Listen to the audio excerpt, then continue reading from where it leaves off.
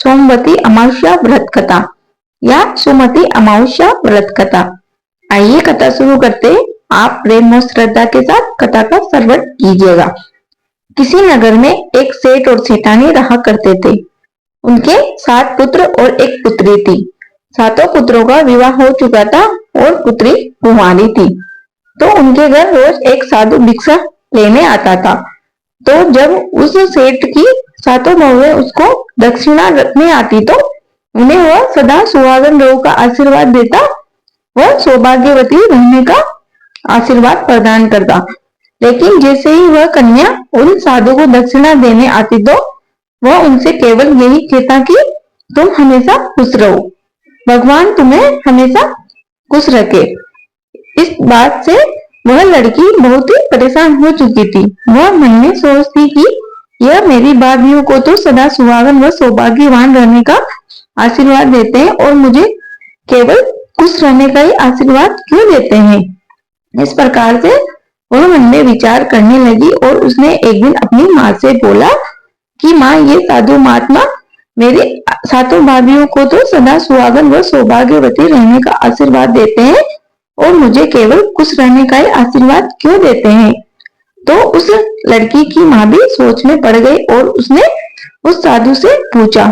तो साधु बोला कि रहने दो सेठानी जी, इन बातों के रास्ते बहुत दूर है, फिर कभी बात करेंगे।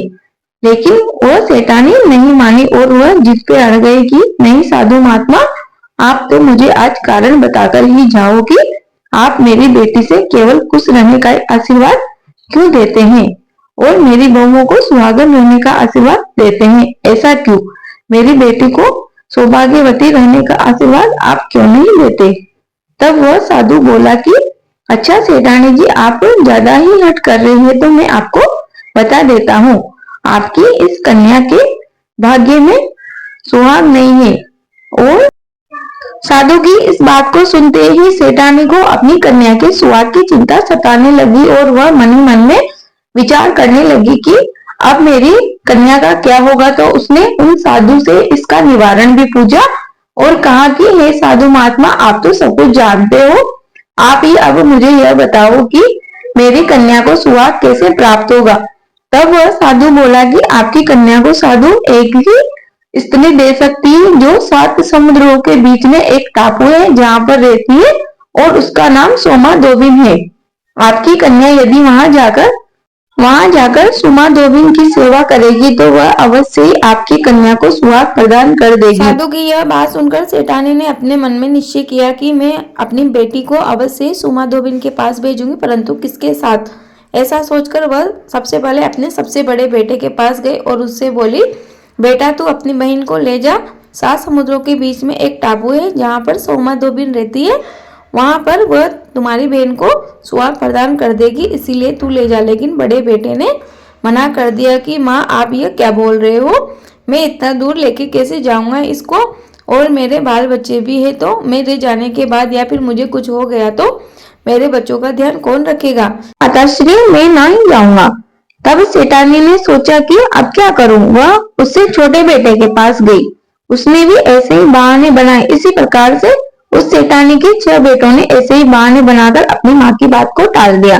तब वह हार मानकर सबसे बेटे के पास गई और उससे बोली कि बेटा, तेरी बहन के भाग्य में सुहाग नहीं है और इसे सुहाग सिर्फ सुमा दोबिन ही दे सकती है जो 7 समुद्रों के बीच में एक टापू है जहाँ पर रहती है। यदि तुम अपनी बहन को वहां लेकर जाओ तो वह अवश्य ही इसे सुहाग प्रदान कर देगी। तुम अपनी बहन के साथ वहां पर चले जाओ। तब छोटा बेटा बोला कि अवश्य ही माँ, मैं चला जाऊंगा अपनी बहन को लेकर वहां पर। मैं बहुत खुश हुई और उसने अपनी बेटी व बेटा दोनों को अगले ही दिन दोबिन के घर भेज दिया।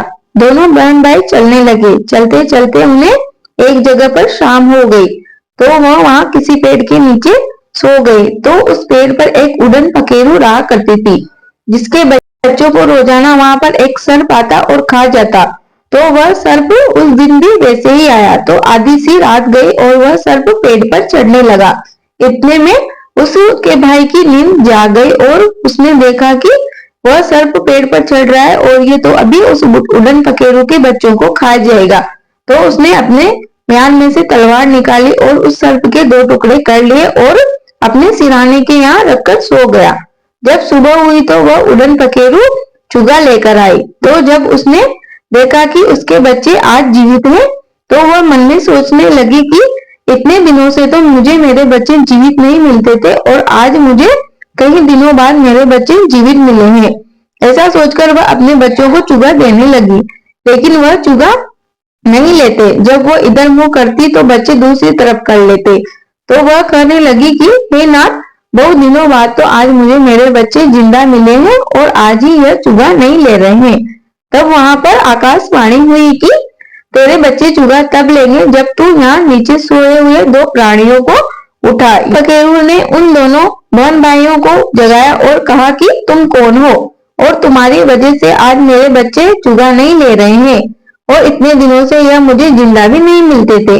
तो वह दोनों बहन भाई बोले कि तुम्हारे बच्चों को यह सर्प खा जाता था जिसके 2 टुकड़े करके हमने आज हमारे सिरहाने के नीचे रखे हुए हैं।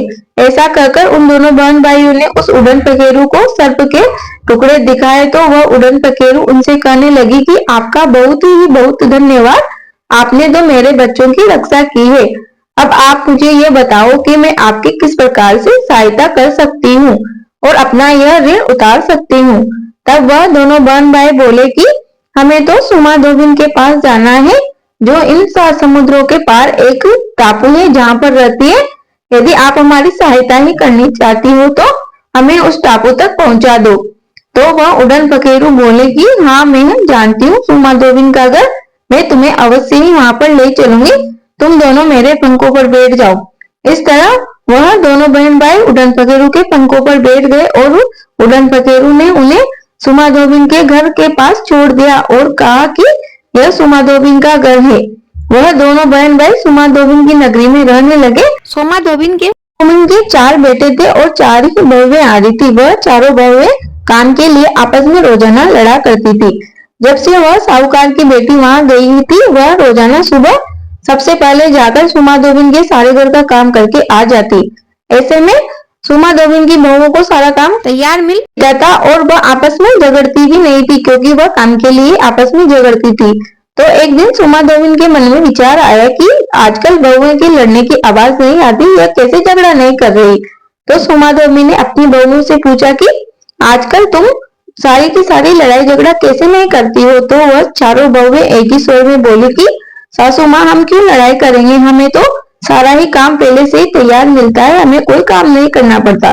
तो सुमाधोबिन कहने लगी कि फिर काम कौन करता है। तो बहुएं कहने लगी कि हमें नहीं पता कौन काम करता है।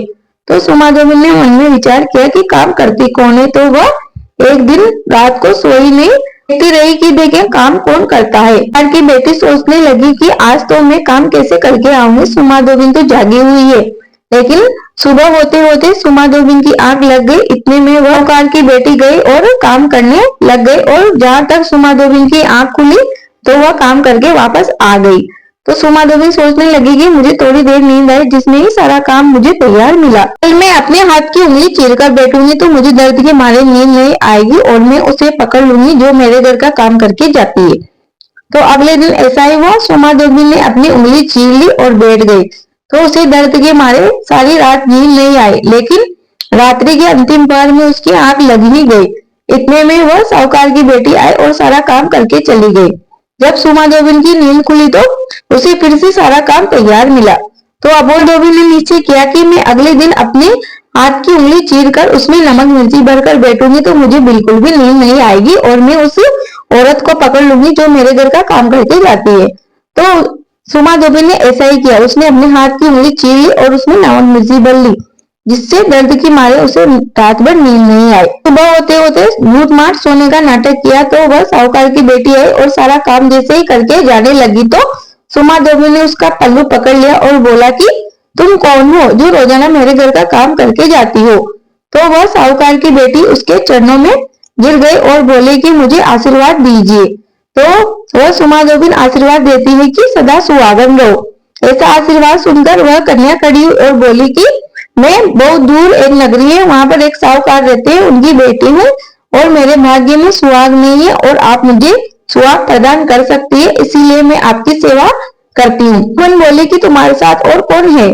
तो वह साहूकार की बेटी बोली कि मेरे साथ मेरा भाई भी है। सुमिन ने उसके भाई को भी बुलाया और कहा कि जाओ अपनी बहन का विवाह तय कर दो और मेरे को शादी का निमंत्रण अवश्य देना। तथा वह दोनों बहन भाई अपने नगर को आए और शादी की तैयारियों में जुट गए। शादी की निमंत्रण पहुंचा दिए, लेकिन सुमाधोबिन को शादी का निमंत्रण देना भूल गए। सुमाधोबिन को तो पता था कि उसे साहूकार की बेटी की शादी में जाना है, इसीलिए वह अपने घर से रवाना हुई और वह अपनी बहुओं से कहने लगी कि मेरे यहाँ से जाने के बाद यदि तुम्हारे पिताजी की मृत्यु हो जाए तो उन्हें जलाना मत, शरीर को सुरक्षित रख देना, मेरे आने का इंतजार करना। कहकर सुमाधोबिन वहां से साहूकार की बेटी की शादी में चल दी। साहूकार की बेटी की शादी हो रही थी कि दूसरे फेरे में ही दूल्हे की मृत्यु हो गई। जैसे ही दूल्हे की मृत्यु हुई तो हाहाकार मच गया कि सुमाधोबिन को निमंत्रण नहीं दिया, सुमाधोबिन को निमंत्रण नहीं दिया। इतनी ही देर में सुमाधोबिन वहां पर पहुंच गई और बोली कि तुमने तो मुझे निमंत्रण नहीं दिया था, परंतु मुझे तो याद था कि मेरी वहां पर आवश्यकता होगी। ऐसा कहकर सुमाधोबिन ने अपने हाथ में जल लिया और कहा कि आज दिन तक मैंने जितनी भी सोमवती अमावस्या का व्रत किया है उसका फल मैं इसी साहूकार की बेटी को देती हूँ। ऐसा कहते ही वह साहूकार की बेटी का दूल्हा उठ खड़ा हुआ और उसे जीवनदान मिल गया। इतने में सुमाधोबिन की बहुत तारीफें होने लगी कि सुमाधोबिन ने साहूकार की बेटी को सुहाग दे दिया, सुहाग दे दिया। इतने में साहूकार खुश होकर बोला कि मांगो सुमाधोबिन, तुम क्या मांगना चाहती हो? इतने में सुमाधोबिन कहने लगी कि मुझे तो कुछ भी नहीं चाहिए, मुझे तो केवल यह कि चारों चौरियां दे दो। ऐसा कहकर सुमाधोबिन वहां से चल दी और साहूकार ने उसे वह विवाह की 4 चौरियां दे दी। तब वहां उपस्थित लोग कहने लगे कि कैसी पागल औरत है, आज तो इसने साहूकार की बेटी को सुहाग दिया था, जो भी मांगती इसे मिल जाता, परंतु इसने क्या मांगा है ये? तो सुमाधोबिन ने साहूकार की बेटी को सुहाग दिया, उधर उसका पति मर गया और वहां पर हाहाकार मच गया। लेकिन जैसा कि सुमाधोबिन वहां पर कहकर आई थी कि मेरे जाने के बाद यदि तुम्हारे पिताजी की मृत्यु हो जाए तो इन्हें जलाना मत, तो उनकी बहुओं ने ऐसा ही किया, उनके शव को सुरक्षित रख दिया। इधर सुमाधोबिन अपने नगर की तरफ चलने लगी तो रास्ते में सुमति अमावस्या आ गई। तो पंडित जी आए और बोले कि सुमाधोबिन जी, आज तो सोमवती अमावस्या है, आप कहानी सुन लो। तो वह बोली कि हाँ, मैं कहानी सुनती हूँ, आप यहाँ पर बैठिए, मैं नहाकर आती हूँ। सुमाधोबिन ने सोमवती अमावस्या की कहानी सुनी और दक्षिणा में पंडित जी को वह विवाह की 4 चौरियां दे दी। पंडित जी ने कहा कि पहले तो यह मुझे सोने का टका देती थी और आज इसने मुझे क्या दिया है। ऐसा सोचकर पंडित ने उन सारी चौरियों को फोड़ लिया और अपने झोले में रख लिया और रास्ते में फेंकता हुआ आ गया। अतः पंडिताइन ने पूछा कि आज दक्षिणा में क्या लेकर आए हो? तो पंडित बोला कि ओ, वह सुमाधोबिन मिली थी जिसने कुछ भी नहीं दिया, मंडप की 4 चौरियां दी थी जिनको मैं रास्ते में फेंक आया। तो पंडिताइन तुरंत गई और झोले में देखा तो कुछ टुकड़े उस झोले में बच गए थे जिनके हीरे मोती बन चुके थे। यह देखकर पंडिताइन आश्चर्य में पड़ गए और पंडित जी से पूछने लगी कि आप बाकी के टुकड़ों को कहाँ फेंक कर आए हो? तो पंडित जी बोले कि मैं तो रास्ते में फेंक आया। तो पंडिताइन बोले कि देखो, आप वहां पर थोड़े बहुत टुकड़े बच गए होंगे जिनके हीरे मोती बन चुके हैं। इस प्रकार से उस पंडित की गरीबी दूर भाग गई और वह एक बहुत ही संपन्न आदमी बन गया। उसकी झोंपड़ी उड़ गई और महल बन गए।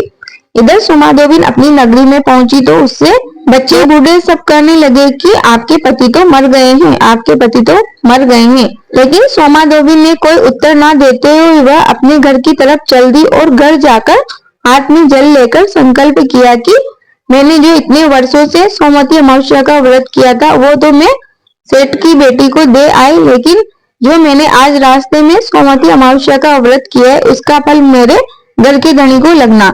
ऐसा कहते ही उस सुमाधोबिन का पति उठ खड़ा हुआ। देखकर उसकी बहू कहने लगी कि माँ जी, ये चमत्कार कैसे हुआ? तो सुमाधोबिन कहने लगी कि यह सोमवती अमावस्या के व्रत का फल है, यह व्रत सभी को करना चाहिए।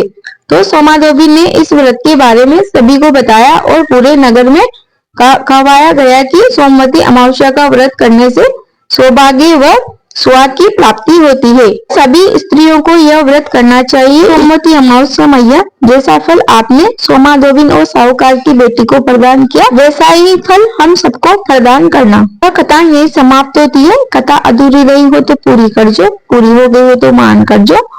प्रेम से बोलिए शंकर भगवान की जय, गोरा मैया की जय।